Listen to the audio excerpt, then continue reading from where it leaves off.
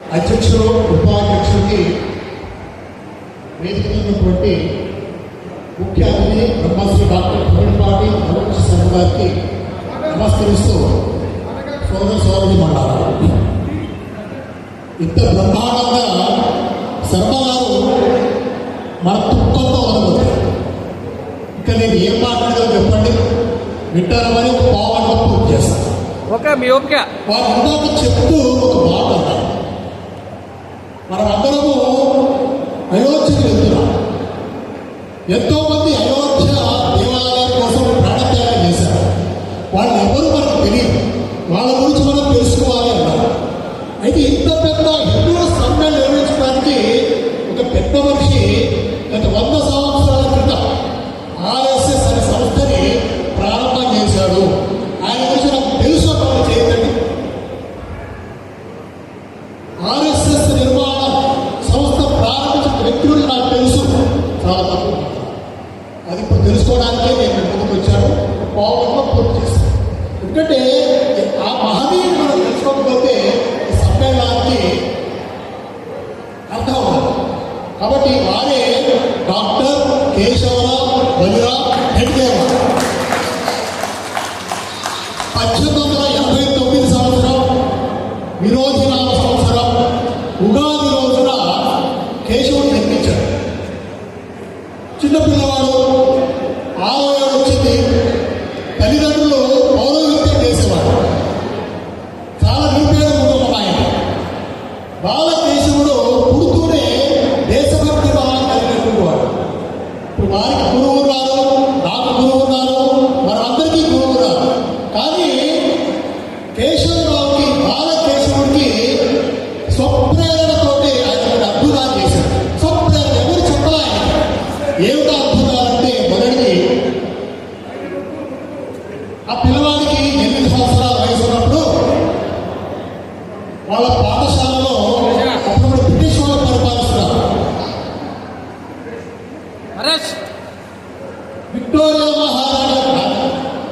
Victoria మహారాణి యొక్క ఉత్సవాలు జరుగుతున్నాయి, పట్టాభిషేక ఉత్సవాలు. దానికి పిల్లలందరికీ స్వీట్లు పంచారు. పిల్లలందరికీ స్వీట్లు పంచారు. అంటే పిల్లలు ఏం చేస్తారు, స్వీట్లు ఇవ్వగానే తినేస్తారు. కానీ బాలకేశవుడు ఆ స్వీట్లను తినకుండా వీధి బయట గురికి కావాలని తెలిసారు.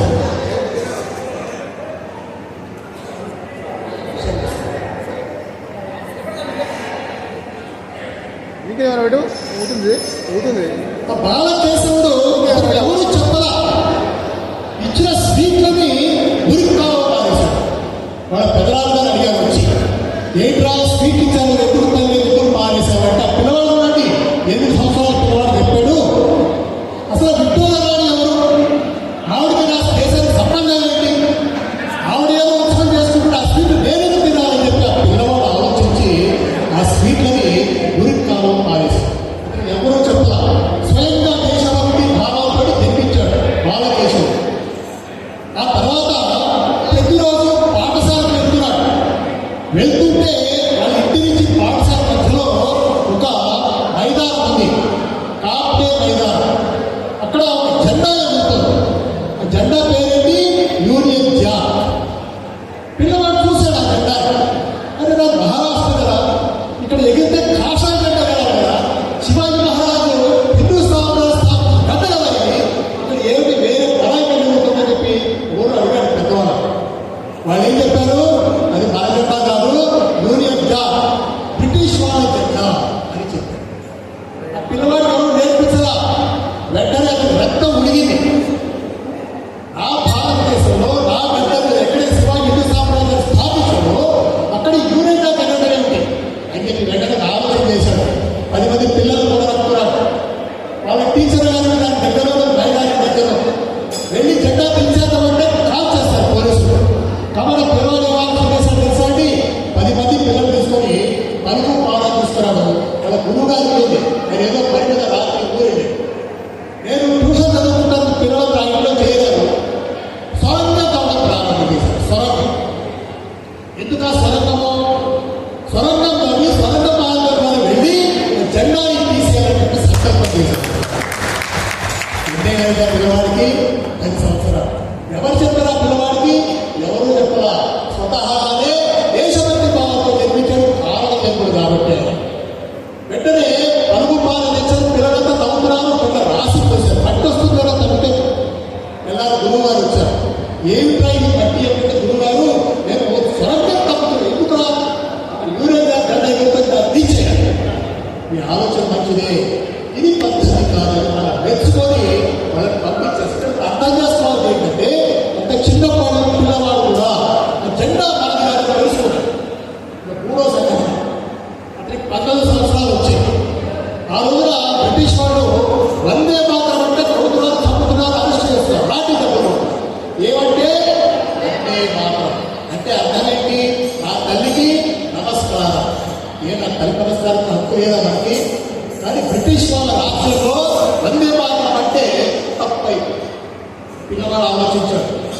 మూడో సంఘటన కూడా దేశభక్తి ఎలా ఉన్నా పిల్లవాళ్ళు సరే అలా చదివే పాఠశాలలో ప్రతి తరగతి గదికి మనం పిలిచాడు. వేళలో ఒకరిద్దరు పిలిచాడు. ఈ రోజున మన పాఠశాలకి ఇన్స్పెక్టర్ వస్తున్నాడు. వాళ్ళు వచ్చినప్పుడు అందరూ కలిసి వందే మాత్రం ఉండాలని వాళ్ళని చెప్పాడు. వాళ్ళందరూ చాలా ఉత్సాహంగా ఒప్పుకున్నారు. తెల్లవారి ఇన్స్పెక్టర్ వచ్చాడు. ఇన్స్పెక్టర్ రాగానే ఒక తరగతి వెళ్ళాడు. ఆయన అందరూ కలిసి ఏమన్నారు?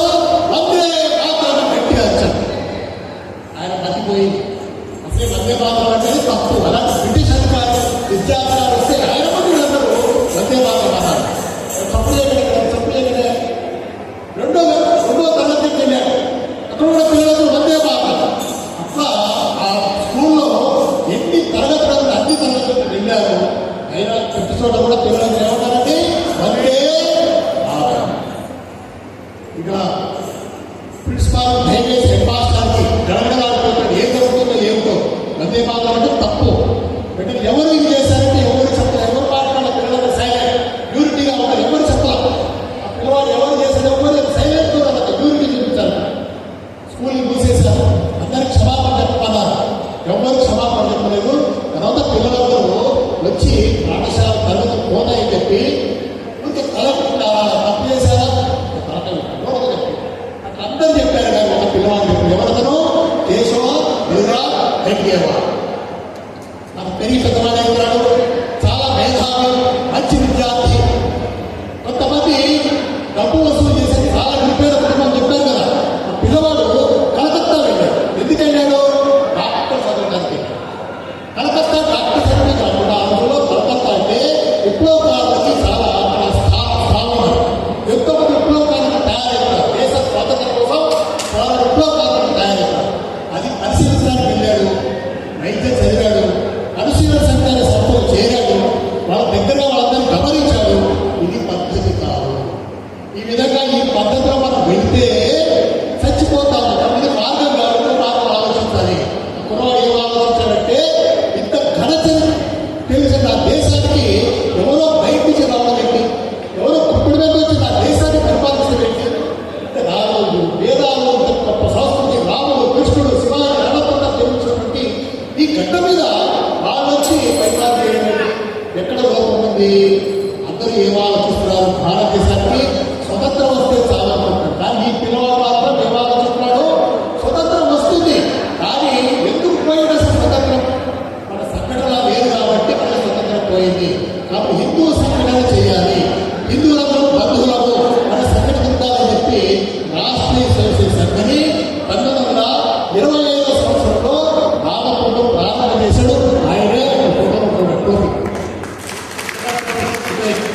ఆయన పేరే డాక్టర్ సరుడు కాబట్టి ఆయన పేరు డాక్టర్ కేశవ బిర్రా రెడ్డివా. ఎవరితో ప్రారంభించాడు? చిన్నపిల్లలతో ప్రారంభించాడు. 7వ తరగతి 8వ తరగతి పిల్లలతో ప్రారంభించాడు. పెద్ద వాళ్ళని కలిశాడు. అందరూ నవ్వారు. హిందూ సంఘటన సాధ్యం కాదన్నారు. ఆయన చేసి చూపించాడు. పిల్లలతో వాళ్ళు పిడుగులాగా తయారు చేశాడు. వాళ్ళందరూ కూడా 15 సంవత్సరాల్లో ఆయన డాక్టర్ని 40 సంవత్సరాలు చనిపోయారు. 15 సంవత్సరాలు జీవించున్నారు. ఆ 15 సంవత్సరాల్లో భారతదేశంలో ముఖ్యమైన ప్రాంతాలకి సత్యశాస్త్ర విస్తరణ ప్రారంభమైంది. 40 వాళ్ళు చనిపోయారు. 45 నుంచి 70 దాని 30 సంవత్సరాలు రెండో ఆయన వచ్చాడు.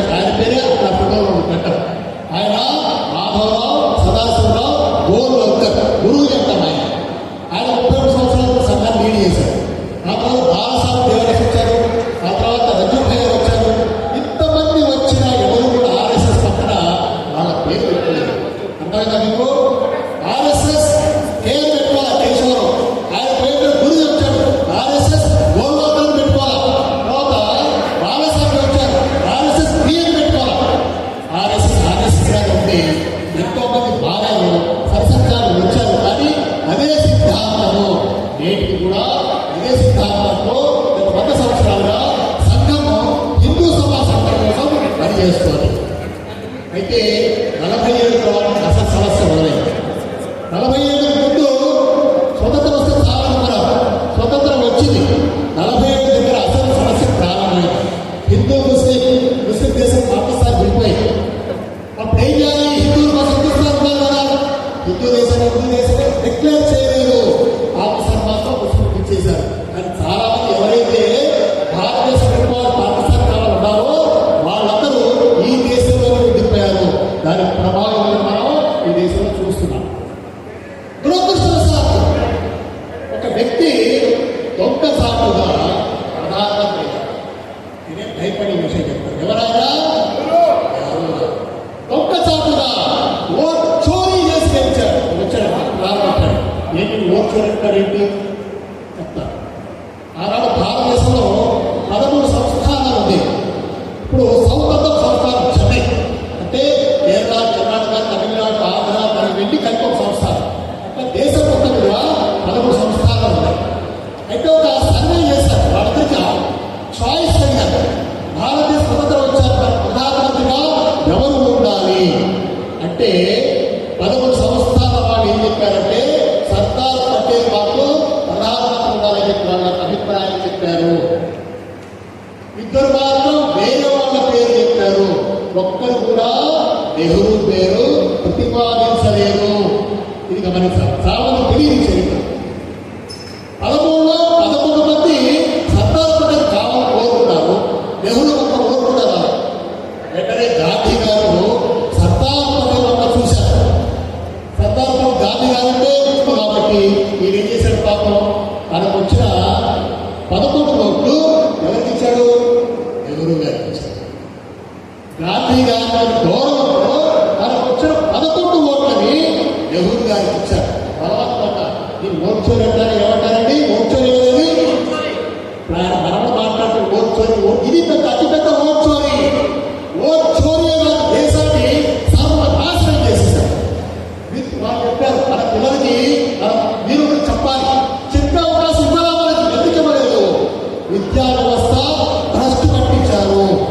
47 నుంచి 5 సంవత్సరాలు ఒక మినిస్టర్, 25 సంవత్సరాలు విద్యా వ్యవస్థలో విద్యామంత్రిగా ముస్లింస్ తీసుకున్నారు. వాడు ఏం చేస్తాడు? ముస్లిం అయితే ఆ శివాజీ గురించి చెప్తాడా, ఆ రాణా ప్రతాప్ గురించి చెప్తాడా? వాడు ఎవరి గురించి చెప్పాడు? ఔరంగజేబ్ గురించి చెప్పాడు, బాబు గురించి చెప్పాడు, మొఘలాయ చక్రవర్తి గురించి చెప్పాడు. కానీ ఆ చరిత్రను మరుపు పడేశారు. మొట్టమొదటి విద్యాశాఖ మంత్రి మౌలానా అబుల్ కలాం ఆజాద్. అది ఈ దేశంతో సంబంధం లేదు. ఎక్కడవాడు? పాకిస్తాన్. పక్కా చదువుకున్న మదర్సాలు ఆ దేశం గురించి ఏమీ తెలియదు. అలాంటి వారు తీసుకొచ్చి ఏం చేశారంటే విద్యాశాఖాన్ని చేశారు. రాయకపోతే మన చెప్పి రాస్తారా? ఆ తర్వాత ఒక కాలం వచ్చాడు MC చాగా, ఆయన కూడా ముస్లిమే.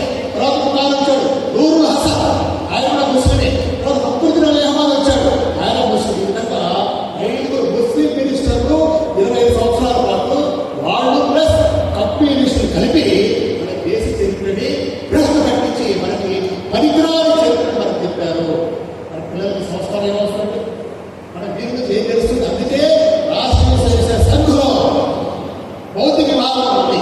ఒక గంట శాఖలో 1/4 గంట సేపు మన దేశం గురించి ధర్మ గురించి మనము చెప్తూ ఉంటాము. మన చిన్న సంగతి ఎప్పుడు చేస్తాం. నేను కథ చెప్పాను మా శాఖలో. నేను చిన్నప్పుడు 10వ తరగతి చదువుతున్నాను. ఆ కథ ఇంకా గుర్తుందా? ఏం చెప్పాను తెలుసా అండి? శివాజీ కళ్యాణ దుర్గాన్ని జయించాడు. ఒక సర్దార్ని పంపించాడు. కళ్యాణ దుర్గాన్ని జయించినప్పుడు మన ఈ బీజాపూర్ సుల్తాన్ అధీనంలో ఉంది మహారాష్ట్ర, కర్ణాటక మొత్తం. కళ్యాణ దుర్గాన్ని ఆబాదు సోదేవ్ అనేటువంటి ఒక గెలిచాడు సైనికుడు. గెలిచేసి శివాజీకి బహుమతి ఇవ్వాలని చెప్పి చాలా సంతోషంగా ఉన్నాడు. అతని సంతోషంకు కారణం ఏదైతే కోటని స్వాధీనం చేసుకున్నటువంటి గదిలో ఒక స్త్రీమూర్తి ఒడుకుతూ కూర్చోలతో చాలా అందంగా ఉంది. వెంటనే ఆయన తీసుకెళ్ళాడు. తీసుకొని అక్కడే వచ్చాడు. ఒళ్ళే పెట్టాడు. శివాజీ రాగానే నీవు నాళ్ళకి ఆయన బహుమతి ఇవ్వాలని చెప్పి వాడు ఆలోచించాడు. ఎందుకంటే వాడు గతంలో మొఘలాల సైన్యంలో పనిచేశాడు. వాడు ఏదో దండయాత్ర వెళ్తే అన్నమల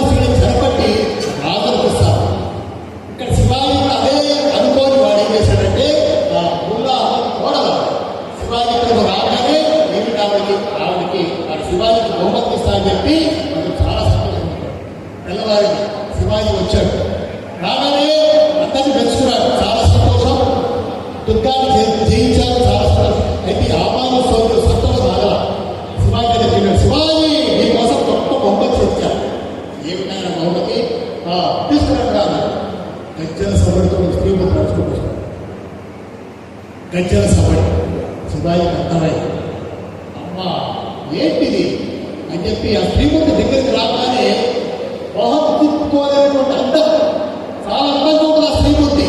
శివాజీ దగ్గర ప్రవేశపెట్టారు. వెంటనే మా శివాజీ ఏం చేశాడంటే మన శివాజీ ఆవిడ కాళ్ళ నిలబడ్డాడు. కాళ్ళ నిలబడి అమ్మా క్షమించు, మా వాళ్ళు తప్పు చేశారు, నీ యొక్క అందం నా తల్లి ఉంటే నేను కూడా అందంగానే నిర్మించేవాడట.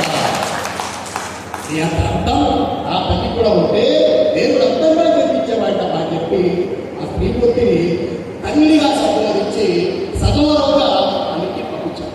ఇదండి నా సమాజం. ఇది కదా మనం తెలుసుకోవాల్సింది. మన యువతలో ఈరోజు తెలుసుకోవాల్సింది ఏంటి? ప్రతి స్త్రీమూర్తి తల్లిగా భావించాలి. అది మనకి శివాజీ చరిత్ర ద్వారా మనకి తెలుస్తుంది. ఇంకా 5 నిమిషాలు పూర్తి చేసేటువంటి చాలా కాలమైంది. అయితే హిందూ సంఘటన ద్వారా మనకి ఏం వస్తుందని చాలా మంది అడుగుతున్నారు. దురదృష్టవశాత్తు రాజకీయాలు ఎక్కువైపోయినాయి మన దేశంలో. హిందూ సమ్మేళనం అంటే బీజేపీ వాళ్ళది, ఆర్ఎస్ఎస్ వాళ్ళది, బజరంగ వాళ్ళది అని చెప్పి ఒక అభిప్రాయం ఏర్పడింది. అందరూ హిందూ అంటే అందరం హిందువులే కదా. కానీ అది వాళ్ళలో పోతుంది. ఒకప్పుడు అందరూ కలిసిమెలిసి జీవించారు భారతీయులు. ఇప్పుడు పార్టీ పరంగా విడిపోయారు. ధర్మం ఉపయోగించింది, మతం ఉపయోగించింది. ఆ మత ఓట్ల కోసం వీళ్ళు ఈ ధర్మాన్ని విడిచడం రెడీగా ఉండి మతం పెట్టబడ్డారు మన దేశ నాయకులు. హిందూ సంఘటన జరిగింది. దానికి ఉదాహరణ ఏంటి? 2014లో దేశం ధర్మమైనటువంటి ఒక జాతికి మేలుకొన్నటువంటి నేత మన దేశానికి ప్రధానమంత్రి అయ్యారు. ఆయన ఎక్కడి నుంచి వచ్చాడు? ఆయన ఎక్కడ వాడు? ఎక్కడ శిక్షణ తీసుకున్నాడు? ఆర్ఎస్ఎస్ లో. ప్రతిరోజు గంటసేపు జరిగే శాఖకి ఆ ప్రధానమంత్రి ఎవరు ఉన్నాడో ఆయన అట్లా తయారైన వాడే. ప్రచారంగా వచ్చాడు, ఉల్టే ఒక్కరుగా వచ్చాడు, మొత్తం తన సర్వస్వాన్ని దేశం కోసం సమర్పణ చేశాడు. అలాంటి వ్యక్తి బాగు చేశాడు దేశాన్ని. హిందువులో చైతన్యం వచ్చింది. 2016లో ఆయన ప్రధానమంత్రి, సగర్వంగా ప్రధానమంత్రి ఆయన మనం ఎన్నుకున్నాం. ఆ తర్వాత హిందువులకి మంచి రోజు ఏమిటవి? ఫస్ట్ ఏం తీసేశాడు? కాశ్మీర్లో 376 తీసేశాడు. ఇక పాకిస్తాన్ చూడడానికి లేదు, ఉగ్రవాదాన్ని అర్థం చేశాడు. రెండోది అయోధ్య రామ మందిరం నిర్మాణం చేస్తున్న వైభవంగా అందరూ ఈ గుడ్డు రూపంలో కడుతున్నాడు. రాముడు అంటే ఆత్మ. రాముడు అంటే ఎవరు? హిందువు యొక్క ఆత్మ బిడ్డ. అలాంటి ఆత్మ మనం నిర్మాణం చేస్తున్నాం అక్కడ. అది గర్వకారణం కదా. మరి ఇక్కడ నువ్వెందుకు కట్టలేదు? దాన్ని వ్యతిరేకించడానికి 50 మంది లాయర్లు కోట్లు డబ్బులు తీసుకొని నిర్మాణం ఆపడానికి 50 మంది లాయర్లు ఆపడానికి ప్రయత్నం చేశారు ఆ కాంగ్రెస్ ప్రభుత్వం తరఫున. కానీ ఆ ధర్మం కోసం తీసుకొచ్చే మనిషి ప్రధానమంత్రి కోర్టు ద్వారానే అనుమతి తీసుకొని భవ్యమైన దివ్యమైన రామ మందిరాన్ని మనము నిర్మాణం చేయాలి. అది హిందూ సంఘటన యొక్క ప్రత్యేకత. మూడోది పెహల్గాంలో కాశ్మీర్లో అక్కడ మనకు ఉగ్రదాడి జరిగింది. ఎలా జరిగింది? మీలాంటి వాళ్ళు, నాలాంటి వాళ్ళు చలికాలం చల్లగా, ఎండాకాలం చల్లగా ఉంటుంది కాశ్మీర్ వెళ్ళారు. ట్రిప్కి వెళ్ళారు. అక్కడ పిల్లలతో సహా వెళ్ళారు. ఏం చేశారు? వాళ్ళని ఉగ్రవాదులు వచ్చి నువ్వు హిందువా ముస్లిమా అడిగారు. నువ్వు ఎవడివి? అది హిందూ. ఆరోసారి కల్మా వచ్చా, కల్మా కాదు, ఆరోసారి. ఒక అతను పాపం కొంచెం విన్నాడు. నాకు కల్మా వచ్చు అన్నాడు. సరే చదువు అన్నాడు. పాపం ఆయన హిందువే, ముస్లింగా అర్థం చెప్పాడు, వదిలేస్తాడేమో అని చెప్పి వచ్చి వాడు కల్మా చదివాడు. వెంటనే అతని రాయిపోయారు. చూశారు, ప్రజలు చెప్పకూడదు.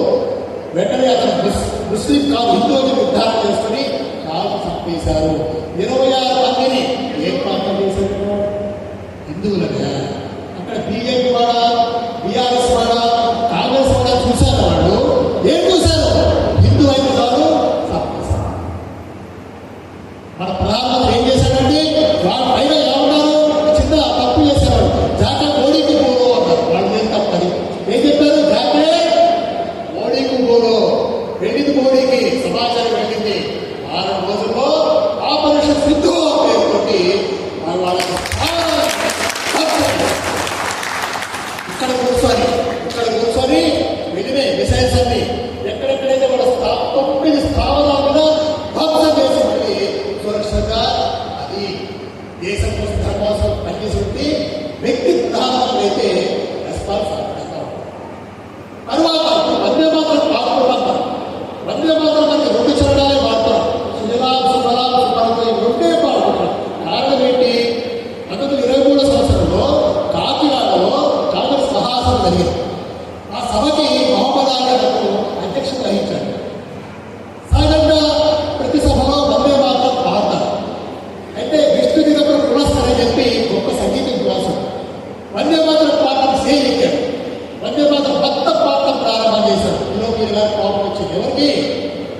मोहम्मद अली गाరు नहीं ये हमारा खिलाफ है मजहब खिलाफ है ये वादడు ఈ ఖిలాఫ్ ని దగ్గర పెట్టు నేను పాడేది మొత్తం మంది మాత్రం పాడి తీరుతారని చెప్పి మొత్తం ఆరు పాడి ఆ తర్వాత బాబోలే గాంధీ నెహ్రూకి కూడా కోపం వచ్చింది ముస్లిం లేకపోతే స్వతంత్రం రాదు వాళ్ళు పట్టుకొని పోవాలి అప్పీస్మెంట్ పాలసీ ప్రారంభమైంది 2 చరణాలని కుదించారు దురదృష్టవశాత్తు 2014 ముందు ఉండే పాడే 2014 తర్వాత మొత్తం సౌభాగ్యాన్ని ఈ హిందూ సమ్మేళనం ద్వారా హిందూ సమ్మేళనం మాత్రమే సాధ్యపడ్డది.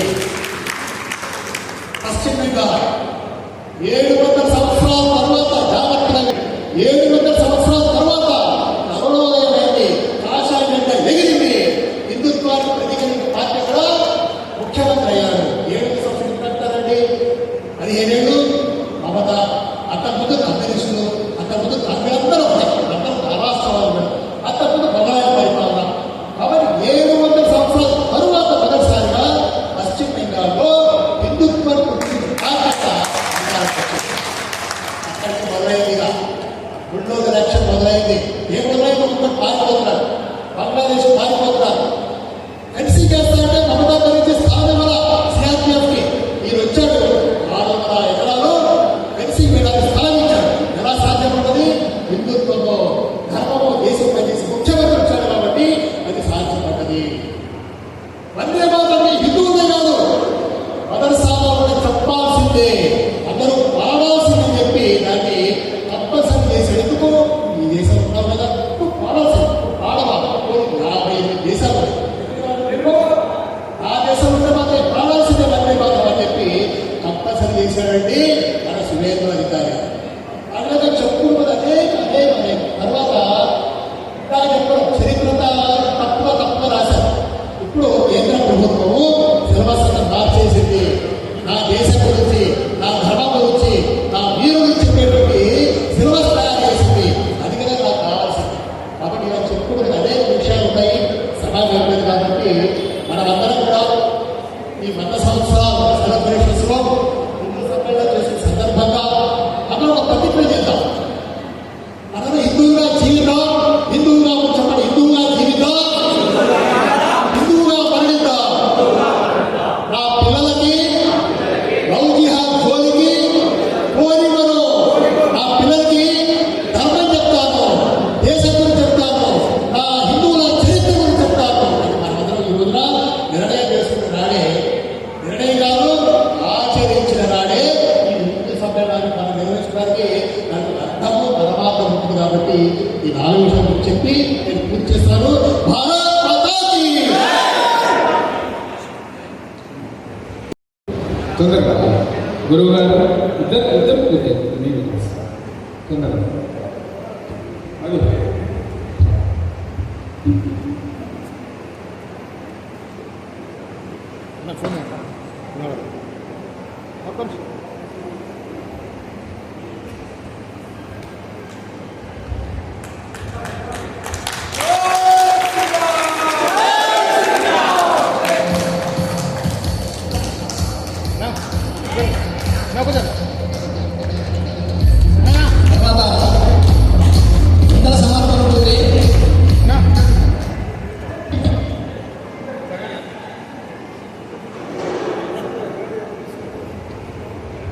ఇప్పుడు మన భూటాన్ సంబంధానికి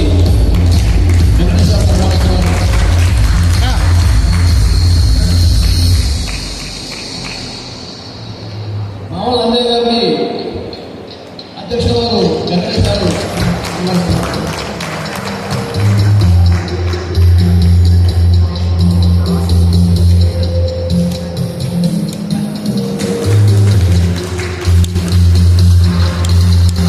ప్రత్యేక ధన్యవాదాలు తెలియజేస్తూ ఈ యొక్క కార్యక్రమాన్ని ఇంత దిగ్విజయంగా ముందుకు తీసుకొచ్చినందుకు ధన్యవాదాలు తెలియజేస్తూ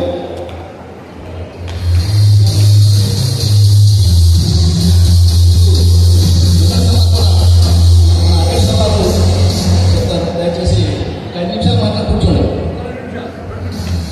2 నిమిషాలు ముందుగా ఈ లోకల్ మా సూదిని శివరామరెడ్డి గారు, అదేవిధంగా ఎరకల్లి లక్ష్మణ్ గారు, మెట్టు శ్రీనివాస్ గారు, ఎల్లూరు శ్రీనివాస్ గారు, మల్లోజు సురేష్ చాడ్ గారు, సుమా ఎలక్ట్రికల్ సూదిని మనోహర్ గారు, ఎరకల్ కాటన్ గౌడ్ గారు మరియు భజన బృందం వీరందరినీ కూడా తర్వాత స్టేజ్ మీదకి పిలిచి సన్మానం చేసుకుందాం అనుకున్నాం. కానీ కాలాతీతంగా చాలా సమయం అయిపోయింది కాబట్టి మీరందరూ క్షమించవలసిందిగా కోరుతూ అందరూ ఒకరొకరు వేదిక మీదకి వస్తే తొందరగా పూర్తి చేస్తాం. కానీ సమయం లేదు, కొద్దిగా 5 నిమిషాల తర్వాత మళ్ళీ చేసుకుందాం. అందరూ భోజనానికి వెళ్తారు కాబట్టి. తర్వాత గోరెడ్డి వెంకన్న గారు, పేట ఫిరోజ్ నగర్ నుంచి కడారి జంగయ్య గారు, కొడుకులపల్లి గ్రామం నుంచి బండా వెంకటయ్య గారు, మస్న సంతోష్ గారు, ఆగుతోట శ్రీని గారు, బుజ్జ సాయిరెడ్డి గారు, విజయ్ అండ్ నరేష్ బ్రదర్స్. అదేవిధంగా నల్లూరుపల్లి నుంచి సుదర్శన్ రెడ్డి అన్న గారు, ఔర్పల్లి గ్రామం నుంచి నరసింహ గారు. ఈ విధంగా వీరందరూ కూడా ఈ యొక్క కార్యక్రమానికి సహకరించిన పెద్దలు, వారందరూ కూడా హృదయపూర్వక ధన్యవాదాలు తెలియజేస్తా ఉన్నాం. మరి ఈ కార్యక్రమానికి అదేవిధంగా ఈ ఫంక్షన్ హాల్ ఇచ్చిన మధుసూదన్ గుప్తా గారికి ప్రత్యేకంగా ధన్యవాదాలు తెలియజేస్తా ఉన్నాం. అదేవిధంగా ఇక్కడికి వచ్చిన పాత్రికేయ మిత్రులకు, పోలీస్ సిబ్బందికి, వివిధ గ్రామాల నుంచి వచ్చిన హిందూ బంధువులందరూ కూడా పేరు పేరున హృదయపూర్వక నమస్కారాలు తెలియజేస్తూ ఈ యొక్క కార్యక్రమం ఎంతో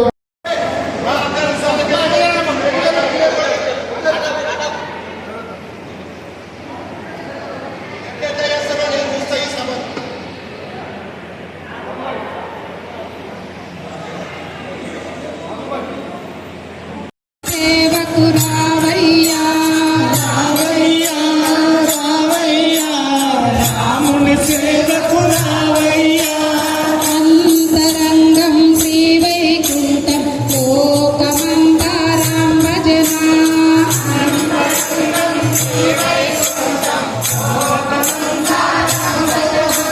లోకమంతా రామ భజన ఈ దేశమంతా రామ భజన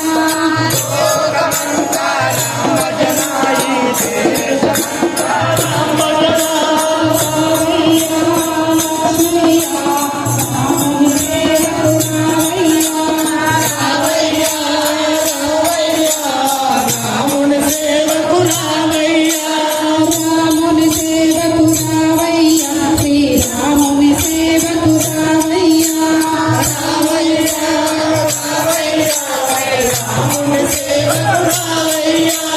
అంతరంగం శ్రీ వైకుంఠం లోకమంతా రామ భజన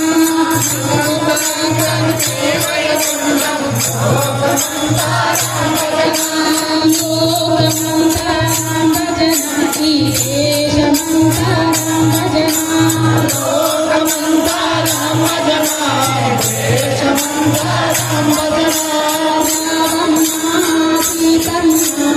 రాముని సేవకు రాముని సేవకు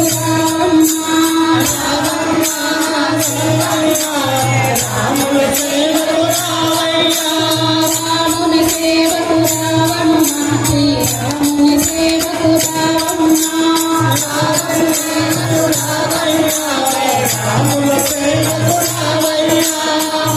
అంతరంగం శ్రీ వైకుంఠం లోకమంతా రామ భజన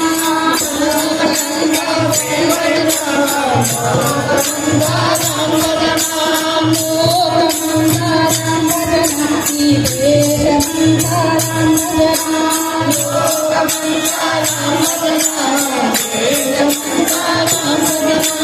రామయ్యా హనుమయ్యా రాముని సేవకు రావయ్యా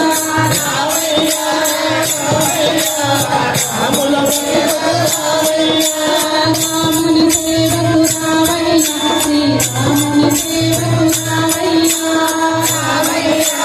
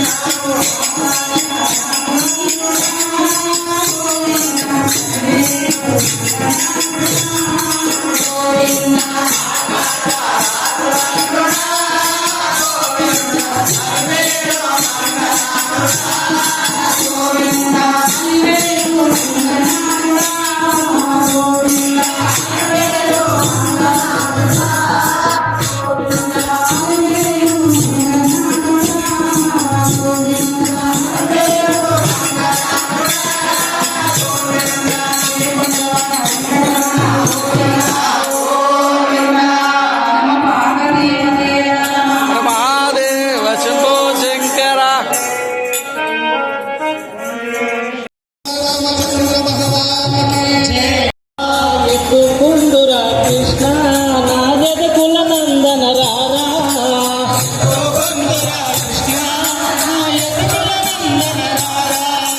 బృందావన మంగళ మేపుచు బృందావనముల మంగళ మేపుచు నన్న నవ్వుచురారా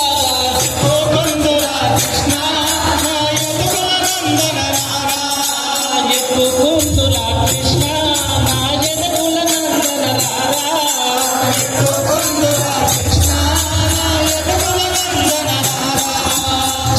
పెట్టుకోని పరా నీ చిన్న ముద్దలించకరా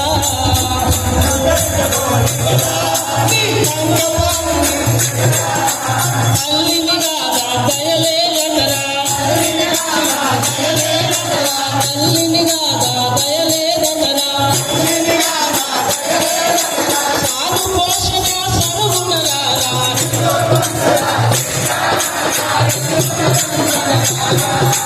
ఎక్కుకుండురా కృష్ణ నా జగకుల నందన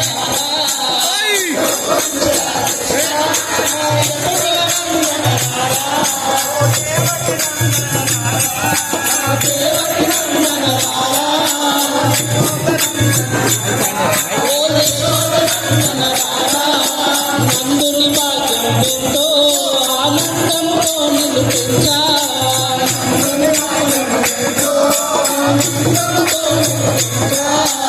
అవనీతంబులు నీకు పెట్టదను అవనీతంబులు నీకు పెట్టదను హరహర నీవు సర్వునరారా